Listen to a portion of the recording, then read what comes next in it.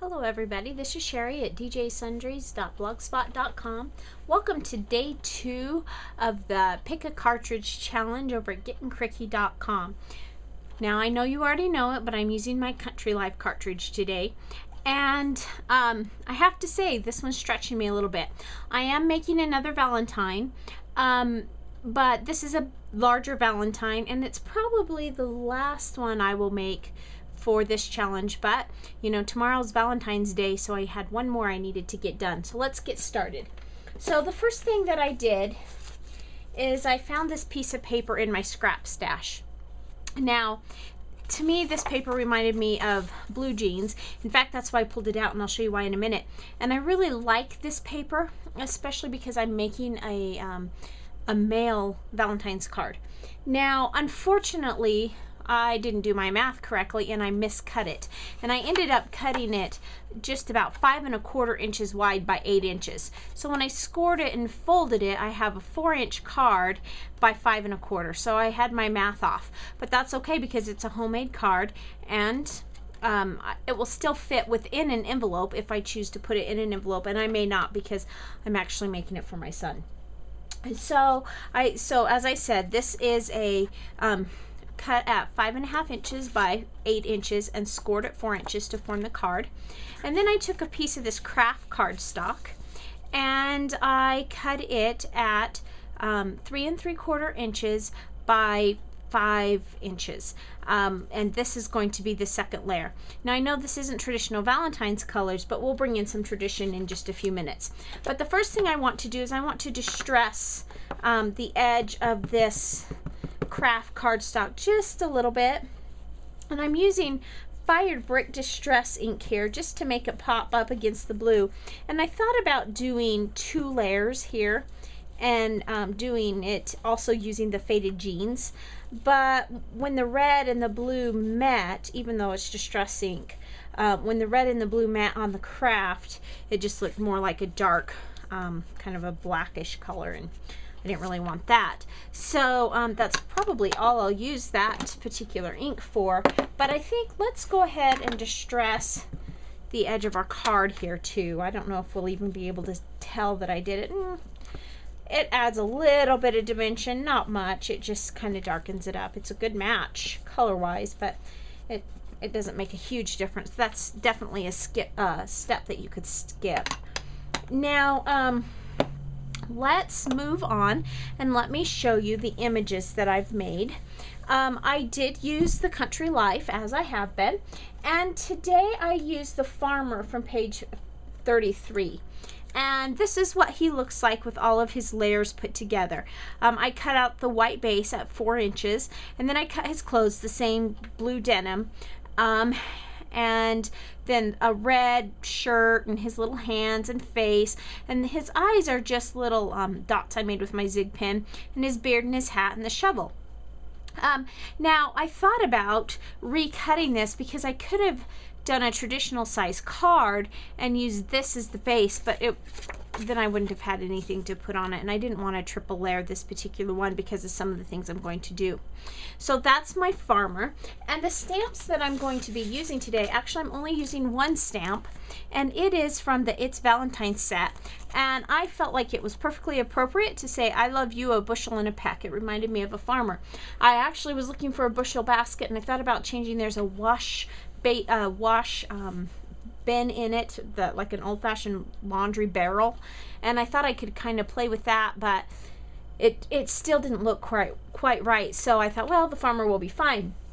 Now I wanted a heart, and I know I have lots of Cricut cartridges and lots of hearts, but the goal is to use what we have. And since my card is Country Life, I ended up cutting this out of Country Life, and now I'm going to just trim it. And what I used for that is on page 31, it says I love farm boys, and my paper was a little bit short, but that's okay because all I really want is the heart.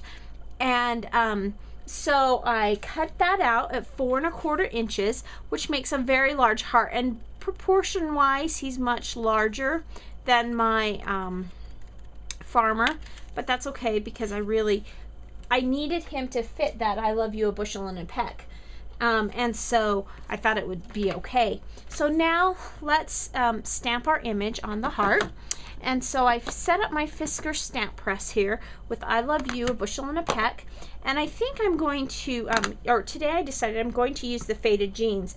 I wasn't sure how well it would show up on the red. So I did a trial stamp on a piece of red scrap and it fit beautifully. I just love it. Now at this heart I have to be very careful because it barely fits, and I thought about putting it in an angle and that would have been fine, and then I could have made my heart smaller, but I really wanted it to be in the middle.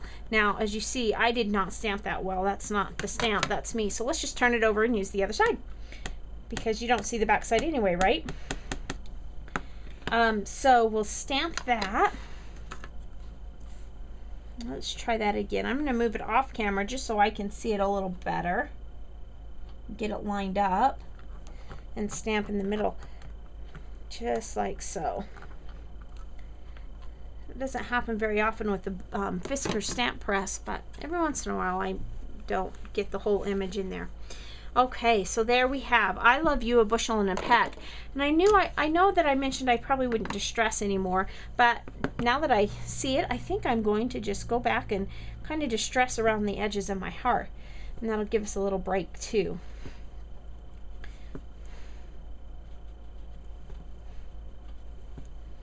Okay, almost done here.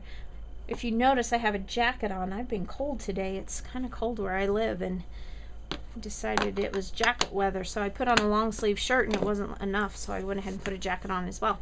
Okay, so there's our stamped image, I love you, a bushel and a peck, and now the fun happens. Now what I'm going to do is I made my own little wiggle wire, and if you recently were at gettingcricky.com, I think it was about 2 weeks ago, one of my design teammates, Amy over at Love to Crop, showed us how to make these, and I have to say I was wondering how you could, because I have never seen action wobbles where I live, and and I hadn't got online to find some. So when I found out how I could make wiggle wire, I was so excited, and I want to do the wiggle wire to the back of my heart. So I just dropped it.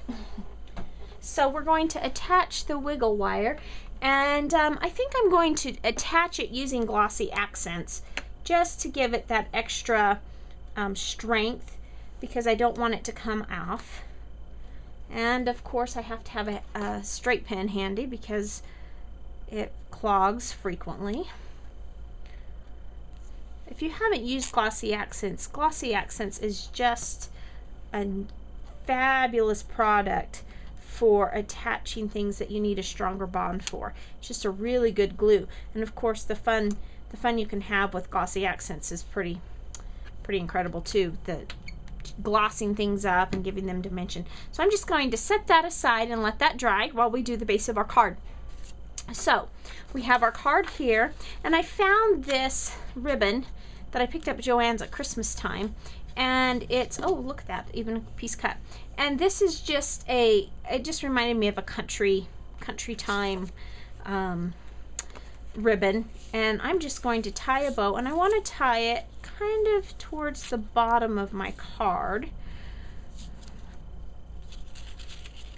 And actually I don't even think I'm going to tie a bow today. I think I'm going to tie it in a knot. I mean, after all, it's for a little boy, or well, a boy, not little anymore. And there's going to be a little bit of extra waist there, but that's just the way it's going to be today. So let's just do a little knot bow type thing. And then we will just pull that over to the edge. And I've got a little bit of extra, so I'm going to show you a little cheating trick here that I learned the other day. When you have a little bit of extra like that, just bring it to the back, and you can attach it kind of on the back that way and make it a little bit of a stronger bond. So let's see, I'm going to bring it to this side. Let's see, this way, just like that. And let's grab our ATG gun and just a little bit down there. ATG done, a little bit down there. And if you notice, there's writing on the back of my card again. It's once again one of those pieces that I had, like what I showed the other day, that I had used for another project and had too much left over, and or I had misprinted and printed too many, so I didn't want to waste the craft, of course. So there we go. All right, so there's our little knot bow, and let's just bring that down. As I mentioned, this is probably the last Valentine I'll make this year, at least for the blog. I haven't done anything for my husband yet, but I have tomorrow. I'm really looking forward to the project I'm doing. It's a special project to me, so be sure and come back for that. Okay, so now we've got that down with our little bow. Now I use my Xyron 150 to adhere all these pieces together, just because it's easy to use with all the little pieces. And there he's coming together just like that. So now what we're going to do is we're going to attach our wiggle heart. Now I mentioned that our heart is bigger in proportion than what our farmer is, but I wanted that to be the focal point instead of the farmer. He's kind of just standing in the background as if he harvested the heart, I guess you'd say. And I'll just attach that on like so. And it's kind of hanging over the edge a little bit, and that's okay as well, because remember I said I had cut this a little bit narrow, so it will still fit in an envelope should I choose to put it in there. But then the heart has a little bit of wiggle there, and it says, "I love you, a bushel in a peck." And that faded blue jeans kind of gives it a little bit of a dirty feel, like it was kind of out, like the farmer had been working and got his hands a little bit dirty on it. And so that is today's card. So come back tomorrow for tomorrow's project to see what we're going to do. Thanks for watching and have a great day.